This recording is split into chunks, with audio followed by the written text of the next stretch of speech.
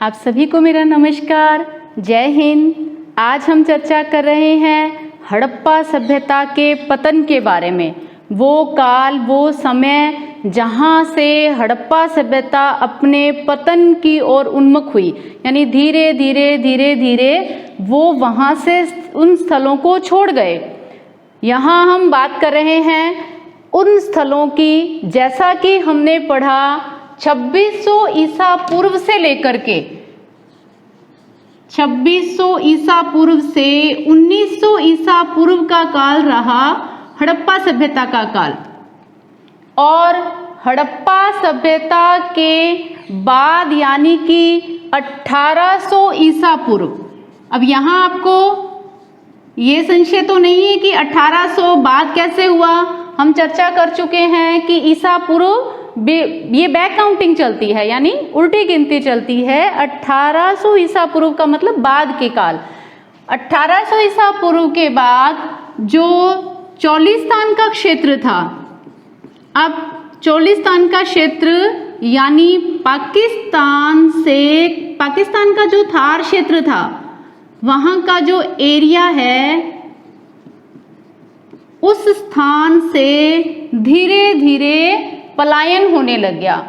इन स्थलों को, हड़प्पा स्थलों को वहाँ के निवासियों ने त्याग दिया, छोड़ दिया। अब वो कहाँ आकर बस गए? धीरे धीरे छोटी छोटी बस्तियां जो है वो बस गई हरियाणा, गुजरात, उत्तर प्रदेश। यहाँ पर छोटी छोटी बस्तियां बसी। अब इस बस्तियों को कहा जाता है, बस्तियों के काल को उत्तर हड़प्पाई काल कहा जाता है, अनुवर्ती हड़प्पा काल कहा जाता है, या परवर्ती हड़प्पा इसको कहा जा सकता है। अब क्या ऐसे साक्ष्य मिले, कौन से साक्ष्य हमें मिले, पुरातत्वविदों को मिले, जिसे ये अनुमान लगाया गया कि ये काल जो है ये अनुवर्ती हो गया, उत्तर हो गया। उत्तर का मतलब बाद की अवस्था। ये परिवर्तन कैसे हुआ, इन सब की जानकारी किन साक्ष्यों के आधार पर मिली। तो हम इनकी बात कर लेते हैं कि क्या क्या परिवर्तन हुए, क्या बदलाव हुए। सबसे पहला बदलाव जो आता है वो है भौतिक बदलाव। अब भौतिक बदलाव में यानी कि जो वस्तुएं हड़प्पा सभ्यता में नजर आई, दिखाई दी, जो उनके उपयोग की वस्तुएं थी, उनमें क्या बदलाव आया। जैसे यहाँ हम बात करते हैं बाट की। बाट, उसके बाद बात करें मनके, इनकी हम बात करें तो बाट में क्या परिवर्तन आया। जैसे हमने हड़प्पा सभ्यता में पढ़ा कि बाट दो तरह के थे, एक निम्न द्विधारी मानदंड के और दूसरे ऊपरी मानदंड के जो दशमलव पर आधारित थे। दो तरह के बाट लगभग सभी हड़प्पाई क्षेत्रों में सिमिलर मिले हैं, यानी कि मानक जो उनका है वो स्टैंडर्ड का है, एक जैसा है। अब उत्तर हड़प्पा में या अनुवर्ती हड़प्पा काल में इन बाटों का अभाव पाया गया है, यानी जिसको जैसे सुविधा हुई उसी के अकॉर्डिंग उन्होंने बाट जो है वो तैयार किए, तो इनका यहाँ पर अभाव मिला है। दूसरी अगर मैं बात करूँ तो दूसरा है मनके। मनके हमने पढ़ा कि बहुत ही अलग अलग पत्थरों से और उनको बहुत सुंदर तरीके से तराश करके फिर इनको बनाया गया। इन मनकों का अभाव मिला है। जैसे मनके जैस्पर से थे, पत्थर से थे, क्वार्ट्ज से थे, इन सभी कार्लिनियन से थे, इन सभी से बने हुए थे। तो यहाँ ये अभाव पाया गया। अनुवर्ती काल में इसे कहेंगे हड़प्पा का अनुवर्ती काल, अनुवर्ती या उत्तर हड़प्पा काल भी इसको कहेंगे। यहाँ ये बदलाव आया उस आधार पर। अब दूसरी बात आती है मोहरों की। बाट, मनके तथा अगला बिंदु आता है, अगला नाम आता है मोहरों का। मोहरों पर जैसे आकृति मिले हमें, बैल की आकृति मिली, उसके अलावा पेड़ पौधों की आकृति मिली। अब 1800 के बाद के काल में खुदाई के दौरान इस तरह की मोहरों का अभाव पाया गया। मोहरों का अभाव था, मनके उन्नत नहीं थे, बाट मानकीकृत नहीं थे, यानी कि एक ही माप के नहीं मिले।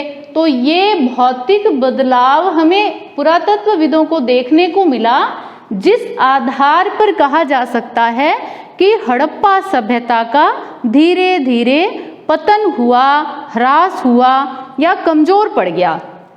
अगला बिंदु आता है व्यापार का ह्रास, यानी व्यापार में क्या कमी आई, क्या देखने को मिला। यहाँ हम बात करें तो व्यापार में पहले जो व्यापार होता था वो होता था बड़े स्तर पर, यानी बड़े स्तर पर व्यापार, स्केल पर व्यापार होता था, जिसमें कौन से व्यापार थे, अंतर्राष्ट्रीय व्यापार भी था, यानी कि दूसरे देशों के साथ भी व्यापार होता था। अब यहाँ पर इस तरह के कोई साक्ष्य नहीं मिले, क्योंकि व्यापार माना गया कि अब वो छोटे स्तर पर होने लगा, जितनी आवश्यकता उनको थी उतना ही माल मंगाया जाता था और उसी के आधार पर माल को तैयार किया जाता था और अपनी ही आवश्यकता के अनुसार वो उनको बनाया करते थे। तो व्यापार जो है वो भी इस समय कमजोर पड़ गया, पहले की अपेक्षा उसमें भी बदलाव आया, उसमें भी परिवर्तन आया। अब हम अगले अगर बात करें कि शिल्प विशेषज्ञता थी। व्यापार में आपने पढ़ा है कि बहुत बड़ा रोल था शिल्प का, कि कहीं से कच्चा माल मंगवाया जाता और उसको तैयार करके मनकों को, आभूषण को और हथियारों को, औजारों को उनको तैयार करके फिर उसका व्यापार किया जाता था। लेकिन यहाँ शिल्प जो उद्योग था वो भी अब उन्नत अवस्था में नहीं रहा। शिल्प उद्योग भी है, क्योंकि उतने उन्नत अवस्था में मनके नहीं मिले हैं, किसी तरह के साक्ष्य जो हैं वो नहीं मिले हैं।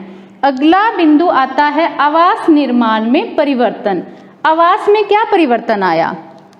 हमने मोहनजोदड़ो के बड़े भवनों के बारे में पढ़ा है। आवास में क्या बदलाव आया? मोहनजोदड़ो के भवन हमने पढ़े हैं, और भवन कौन कौन से? मोहनजोदड़ो से हमें मिला है विशाल स्नानागार, अन्नागार भी मिला है, उसके साथ साथ हमने चर्चा कर ली थी दुर्ग भी मिले हैं। अब बड़े भवन बने, इनमें बहुत अधिक श्रम की आवश्यकता हुई, तो उत्तर हड़प्पाई काल में इनका अभाव पाया गया। छोटी बस्तियां बसी, छोटे गांव बसे, इन बड़े बड़े जो भवन थे सार्वजनिक रूप से बनाए गए, इनका खुदाई के दौरान कहीं भी साक्ष्य नहीं मिला है। इसीलिए ये माना जाता है कि हड़प्पा सभ्यता जो है वो धीरे धीरे अपने पतन की ओर चल पड़ी। अगला आता है जीवन शैली में बदलाव। कैसी? ग्रामीण जीवन शैली। हमने ये पढ़ लिया कि हड़प्पा जो बस्तियां थी, हड़प्पा की जीवन शैली थी वो नगरीय थी, ग्रामीण नहीं थी। क्यों?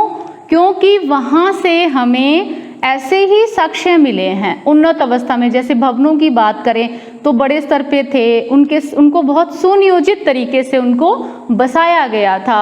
इसके साथ साथ उनका व्यापार जो था वो भी उन्नत था। इसीलिए हड़प्पा जो काल है उसकी अपेक्षा अनुवर्ती हड़प्पाई काल में ग्रामीण जीवन शैली देखने को मिलती है। यहाँ पर क्या है? छोटी बस्तियां बसाई गई, बस्तियां छोटी थी, छोटी बस्तियां बसाई गई, तो इनकी जीवन शैली जो थी वो ग्रामीण थी, नगरीय नहीं थी, शहरी नहीं थी। अब बात आती है कि ये सब बदलाव हुए, ये परिवर्तन हुआ, लेकिन इस परिवर्तन के पीछे क्या कारण रहे? कौन से ऐसे बिंदु थे कि इतनी सुव्यवस्थित सभ्यता, इतना बड़े बड़े शहर, नगर, इनका पतन कैसे हो गया? धीरे धीरे ये समाप्त कैसे हो गई? कौन से ऐसे रीजंस थे? तो यहाँ अलग अलग विद्वानों के अलग अलग मत आते हैं, अलग अलग जो पुरातत्वविद हैं, विद्वान हैं, उनका अलग अलग मत है, अलग अलग वो विचार रखते हैं। जैसे सबसे पहला यहाँ पर बिंदु आता है, कारण की अगर हम बात करें, पहला बिंदु आता है जलवायु परिवर्तन। क्या हुआ होगा? ये माना गया है, कुछ विद्वानों ने ये माना है कि हम जहाँ पे भी जैसे रहते हैं तो उस स्थल में ही अब हम रह सकते हैं जो हमारे जीवन के लिए अनुकूल हो, जहाँ हमारा रहना पॉसिबल हो। तो ऐसी परिस्थितियाँ हुई होगी कि यहाँ पर उन लोगों का रहना, उनके निवासियों का रहना, हड़प्पा वासियों के निवासियों का यहाँ रहना मुश्किल हो गया होगा। यानी उनके जलवायु जो है, वो एटमॉस्फेयर है, वहाँ का वातावरण जो है वो इनके लिए सूटेबल नहीं था। तो कुछ ऐसे बदलाव हुए होंगे, भौतिक रूप से कुछ बदलाव हुए होंगे। तो इस कारण लोगों ने वहाँ से पलायन कर लिया और अब वो चल पड़े भारत में गुजरात और उत्तर प्रदेश, हरियाणा के क्षेत्रों की ओर। वहाँ से हड़प्पा क्षेत्रों को छोड़ करके उधर उन्होंने अपना विकास किया, बस्तियाँ बसाई और ग्रामीण बस्तियों की शुरुआत की। अब यहाँ बात आती है जलवायु परिवर्तन के बाद अगला बिंदु आता है अत्यधिक बाढ़। ये हमने पढ़ा है कि हड़प्पा सभ्यता जो है वो उनके सभी केंद्र सिंधु और उसकी सहायक नदियों के आसपास में विस्तृत थे, फैले हुए थे। तो बाढ़ आई होगी, या तो बहुत अधिक बाढ़ आई होगी कि वहाँ उनका रहना मुश्किल हो गया। आपने सुना है, पढ़ा है, या बहुत सारे लोगों ने फेस भी किया है, जब बहुत बाढ़ आ जाती है तो अपने मूल जगह को हमें छोड़ करके दूसरी जगह पर रहने जाना पड़ता है। तो ऐसा ही हड़प्पा वासियों के साथ हुआ होगा कि बाढ़ आई होगी तो हड़प्पा वासियों को अपना मूल निवास स्थान छोड़ करके कहीं और रहने के लिए उस स्थान को चुनना होगा या चुनना पड़ा होगा। अब बात आती है, या तो बाढ़ आई होगी या फिर वहां पर सूखा पड़ गया होगा। कृषि प्रधान थी हड़प्पा सभ्यता, हड़प्पा के लोग कृषि उपजाया, खेती किया करते थे, उसी के आधार पर अपना जीविकोपार्जन करते थे। और जब सूखा पड़ गया या फिर बाढ़ आ गई तो वहाँ उनका रहना, कृषि संभव नहीं थी, वहाँ उनका रहना, उनका जीवन यापन करना उनके लिए कठिन हो गया। तो हो सकता है, ये माना गया है साक्ष्यों के आधार पर, कि सूखा पड़ गया होगा और वहाँ से वो लोग पलायन कर गए होंगे, कहीं दूसरे स्थान पर रहने चले गए होंगे। तीसरा बिंदु आता है नदियों का मार्ग बदल जाना, कि नदियों के किनारे था, अगर नदियां अपना रास्ता बदल लेगी तो ये तो जाहिर सी बात है कि वहाँ उनके किनारे बसी हुई जो बस्तियां हैं वो वहाँ कैसे रह पाएगी। उनकी बस्तियां तो वही बाढ़ की तरह पानी से ढक गई होंगी, या फिर सूखा हो गया होगा, नदियों ने अपना रास्ता बदल लिया तो वहाँ की जो खेती है वो सूख गई होगी। तो ये भी एक कारण रहा होगा नदियों के मार्ग बदलने के कारण हड़प्पा वासी जो है वहाँ से दूसरे स्थानों पर रहने चले गए होंगे, ये भी एक कारण माना गया है। अगला है बाहरी आक्रमण। और आक्रमण जैसे माना गया है कि हो सकता है आर्यों के आक्रमण हुए होंगे, क्योंकि इसके बाद हम आर्यों के बारे में ही पढ़ेंगे। ऋग्वेद जब आता है, वैदिक काल आता है, तो ये माना गया कि हो सकता है आर्यों का आक्रमण हुआ हो और उस आक्रमण में इस सभ्यता का पतन हो गया हो, या ये सभ्यता युद्ध के दौरान मारी गई हो, ये सभ्यता जो है वो नष्ट हो गई हो।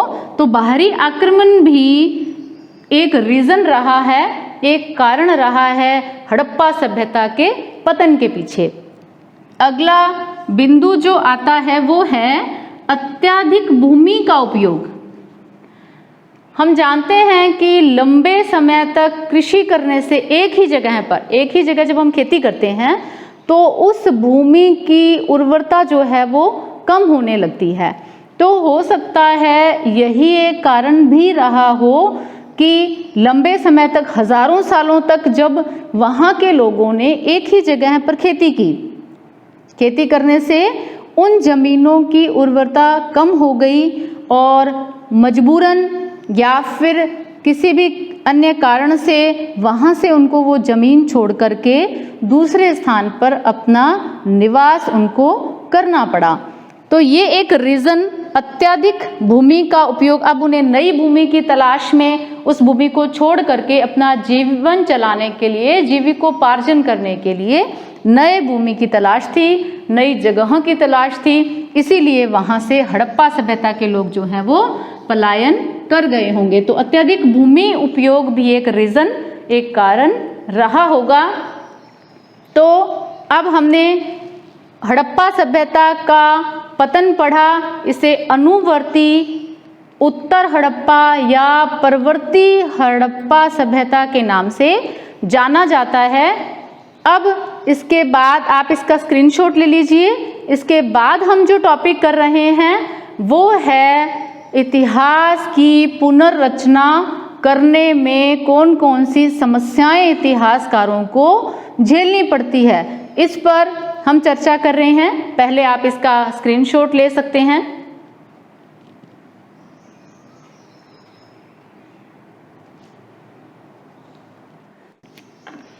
तो चलिए हम चर्चा कर लेते हैं हमारे इस बिंदु पर, जो है इतिहास की पुनर्रचना में समस्याएं। अब यहाँ पुनर्रचना शब्द का क्या अर्थ है? पुनर्रचना का मतलब है कि अतीत की घटनाओं का दोबारा से निर्माण करना, दोबारा उसको तैयार करना। जो खोज प्राप्त हुई, जो साक्ष्य प्राप्त हुए, अब जो आर्कियोलॉजिस्ट को जो साक्ष्य मिलते हैं, क्या वो साक्ष्य, वो तत्व, वो खोज ये बताते हैं कि हम इस उपयोग के हैं? ऐसा नहीं है। इस पर आर्कियोलॉजिस्ट को उनसे जूझना पड़ता है, उनके साथ मेहनत करनी पड़ती है, उन तथ्यों की खोज करनी पड़ती है और उन तथ्यों को बुलवाना पड़ता है कि ये उक्त उपयोग के या इस कार्य में उपयोग में लिए जाते रहे होंगे। तो यहाँ पहला बिंदु आता है, अब उनको किन किन समस्याओं का सामना करना पड़ता है जब वो इतिहास का दोबारा से निर्माण करते हैं, हमारे समक्ष जब रखते हैं, हमारे सामने रखते हैं, तो किन किन समस्याओं को फेस करना पड़ता है। सबसे पहला बिंदु आता है खोजों का वर्गीकरण। वर्गीकरण मतलब विभाजन करना। जो भी साक्ष्य मिले, जैसे मान लीजिए पत्थर है, मिट्टी है, पकी हुई कच्ची जैसी भी पत्थर, मिट्टी, धातु, ये साक्ष्य के रूप में इनकी खोज हो जाती है। और खोज करने के बाद इनका विभाजन किया जाता है और विभाजन के पश्चात ये अनुमान लगाना कि इनकी उपयोगिता क्या रही होगी, ये समस्या जो है वो आती है आर्कियोलॉजिस्ट के समक्ष या सामने। पत्थर से मूर्तियां बनी, धातु से मूर्तियां बनी, मिट्टी की मोहरें बनी, लेकिन इनका उपयोग किसमें रहा होगा? क्या इनका उपयोग किसी आभूषण के रूप में, किसी औजार के रूप में, किसी मृदभांड के रूप में, या वो मृदभांड बने तो वो क्या काम आते होंगे? इन सभी बातों को हमारे समक्ष रखना, हमारे सामने रखना एक जटिल समस्या है। अब अगली जो बात आती है वो है अप्रत्यक्ष साक्ष्य। अप्रत्यक्ष का मतलब जो सामने नजर नहीं आता। जैसे मान लीजिए किसी कपड़े का अवशेष मिल गया, वस्त्र का अवशेष मिल गया, कपास कहीं से मिल गया, कपास या फिर कपड़ा। तो इस कपास को देख करके, इस कपड़े के टुकड़े को देख करके ये अनुमान लगाया जा सकता है कि हड़प्पा वासी इस प्रकार की वेशभूषा पहनते थे या इस तरह के वस्त्र पहना करते थे। ये केवल मिट्टी की बनी हुई मूर्ति के आधार पर, जैसे एक नारी की मूर्ति मिली है उसने जो वस्त्र पहन रखे हैं, जो आभूषण पहन रखे हैं, उसी के आधार पर ये अनुमान लगाया गया कि वहाँ हड़प्पा वासियों की वेशभूषा ये रही होगी। अब तो ये सारा का सारा डिपेंड रहता है अप्रत्यक्ष साक्ष्यों पर, जो सामने नजर नहीं आता उन पर निर्धारित रहता है। अब तीसरी यहाँ बात आती है संदर्भ की समस्या। संदर्भ का मतलब है यहाँ रेफरेंस, यानी किसी का उदाहरण देना, किसी से तुलना करना, किसी की सहायता से अनुमान ही लगाया जाता है, बिना उसके अनुमान नहीं लगाया जा सकता। तो यहाँ बात करें हम मुहर की, हमने कनिंघम महोदय का नाम पढ़ा स्टार्टिंग में, अलेक्जेंडर कनिंघम, जिन्हें भारतीय पुरातात्विक विभाग का जनक कहा जाता है। पहला उन्हें इस विभाग के पहले डायरेक्टर बनाया गया। इनको मिली एक मुहर, लेकिन जब तक उस मुहर पर उन्होंने रिसर्च की, लेकिन वो उस पहलू पर नहीं पहुंचे कि यहाँ कोई सभ्यता थी, वो उनसे रिलेटेड ये मोहर है, इस बारे में कोई उस बिंदु जो है निर्णायक बिंदु नहीं निकल पाया। अब बात आती है जब मेसोपोटामिया से जो मोहरें मिली, उन मोहरों के साथ जब इनको जोड़ा गया, इनका संबंध स्थापित किया गया, यानी इसका संदर्भ स्थापित किया गया, तब पता चला कि ये मुहर जो है ये हड़प्पा सभ्यता की रही होगी। इस तरह की एक सींग वाली, बैल वाली या पेड़ पौधे या पशु पक्षी जो बने हुए हैं, वो मोहरें हड़प्पा वासी जो है वहाँ देखने को मिलती है। तो ये यहाँ संदर्भ की बात कर रहे हैं कि संदर्भ की समस्या आर्कियोलॉजिस्ट के सामने आती है। दूसरा बिंदु आता है व्याख्या की समस्याएं।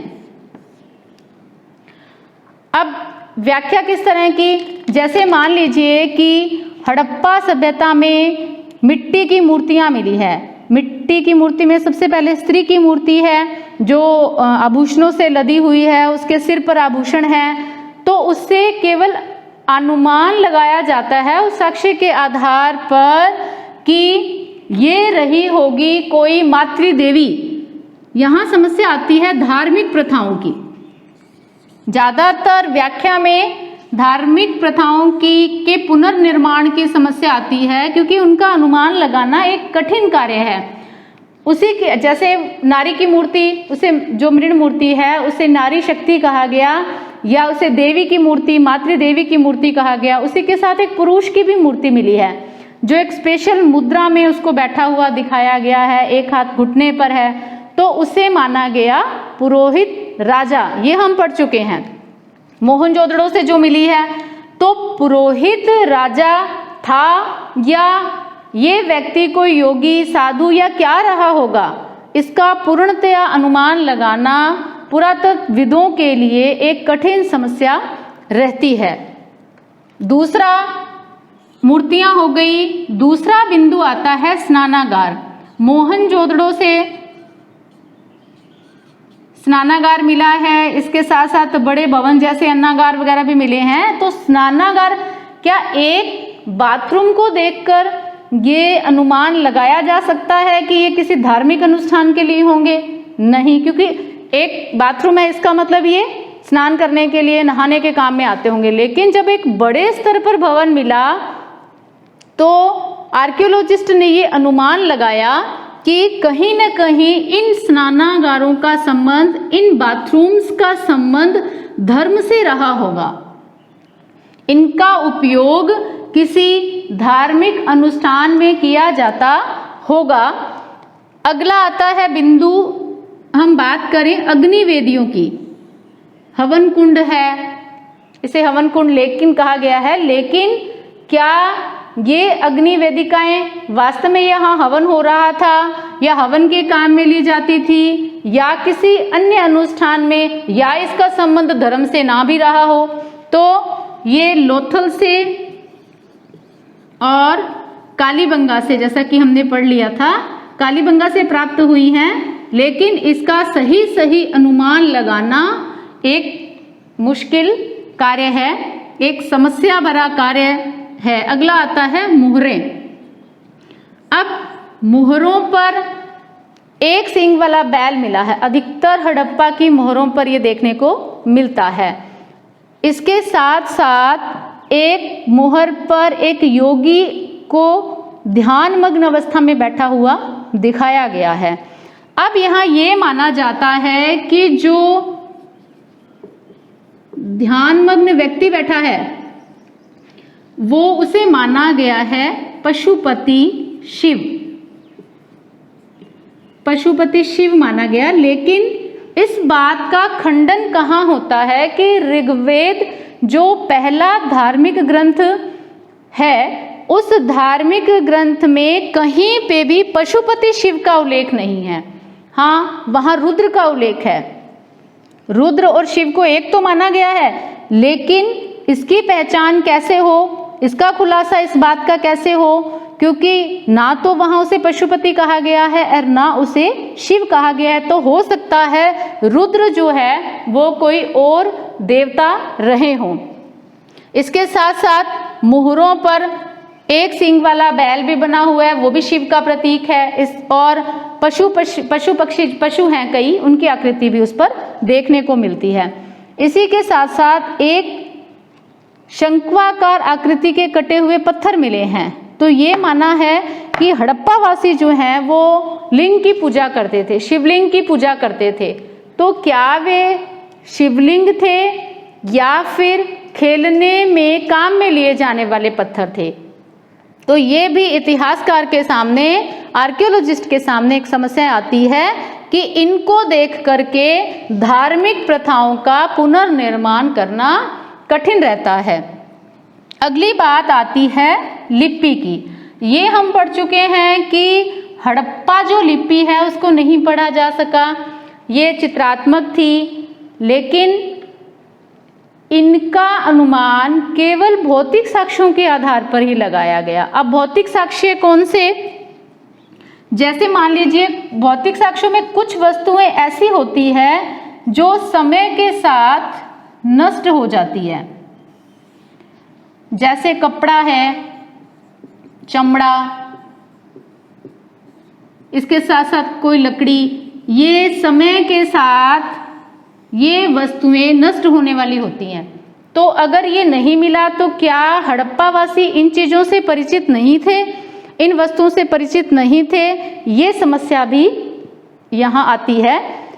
दूसरी अगर हम बात करें कि कुछ वस्तुएं ऐसी हैं जैसे पत्थर, धातु, मिट्टी, पकाई गई, इन चीज़ों से जो वस्तुएं बनी हैं, तो यहाँ इसका निर्णय कर पाना कि क्या ये वस्तुएं अपने मूल रूप में हैं, ओरिजिनल है, या फिर इनको रिसाइकलिंग किया गया, यानी इनका दोबारा से निर्माण किया गया है। जैसे कोई धातु है उसको पिघला करके, पहले कोई वस्तु थी उसको पिघला करके दूसरी वस्तु बना दी जाती है, तो उसका भी अनुमान लगाना एक कठिन समस्या यहाँ आर्कियोलॉजिस्ट के सामने आती है। तो सारांश यह है, यहाँ प्रश्न ये बनता है कि इतिहास की दोबारा से रचना करने में या उसकी पुनर्रचना करने में कौन कौन सी समस्याओं का सामना आर्कियोलॉजिस्ट यानी पुरातत्वविदों को करनी पड़ती है। तो ये यहाँ आप इसका स्क्रीनशॉट ले लीजिए। इसी के साथ हमारा पहला अध्याय जो है आज कंप्लीट हो चुका है। मिलते हैं अपने नए अध्याय के साथ, बने रहिए हमारे साथ। और इसके क्वेश्चन आंसर जो हैं वो आपको डिस्क्रिप्शन बॉक्स में देखने को मिलेंगे हमारे टेलीग्राम चैनल पर। जय हिंद, जय भारत।